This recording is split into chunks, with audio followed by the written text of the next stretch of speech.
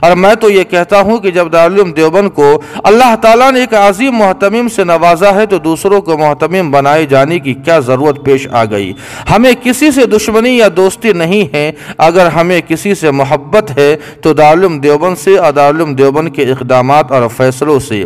السلام علیکم ورحمۃ اللہ وبرکاتہ۔ محترم ناظرین، دارالعلوم دیوبند کے مجلس شورا نے صدر جمعیت علماء ہند حضرت مولانا محمود مدنی صاحب کو رکن شورا کیا منتخب کیا؟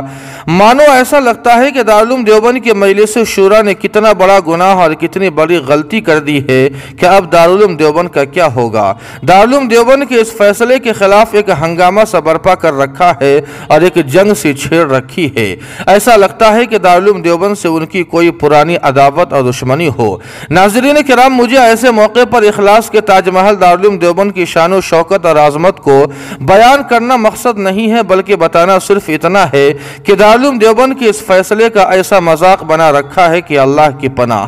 اب تو فیس بک، واٹس ایپ اور یوٹیوب پر مولانا محمود مدنی صاحب کو دارالعلوم دیوبند کا محتمم بنائے جانے کی اپیل کی جا رہی ہے، جبکہ ناظرین کرام آپ کو بتلا دوں کہ مولانا محمود مدنی صاحب کو محتمم بنائے جانے کے تعلق سے جس تحریر کا حوالہ دیا جا رہا ہے وہ دراصل محتمم بنائے جانے کی اپیل نہیں ہے، بلکہ دارالعلوم دیوبند کے فیصلے کا مذاق بنایا جا رہا ہے۔ جس قلمکار کو رکن شورا بننے پر اتنا درد ہو رہا ہے وہ محتمم بنائے جانے کی کیا اپیل کریں گے؟ اور ان کی تمام تحریریں آپ اٹھا کر دیکھ لیجئے، جمعیت علماء اور اکابرین کے ہر اقدامات پر نکتہ چینی مل جائیں گی۔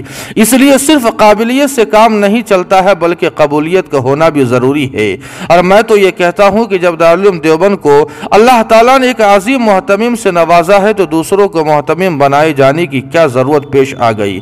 ہمیں کسی سے دشمنی یا دوستی نہیں ہے، اگر ہمیں کسی سے محبت ہے تو دارالعلوم دیوبند سے اور دارالعلوم دیوبند کے اقدامات اور فیصلوں سے۔ اس لیے آپ سے یہی گزارش کریں گے کہ مذاق پر مبنی تحریروں سے باز رہے اور دعا کرے کہ اللہ پاک دارالعلوم دیوبند کو باطل طاقتوں سے حفاظت فرمائے۔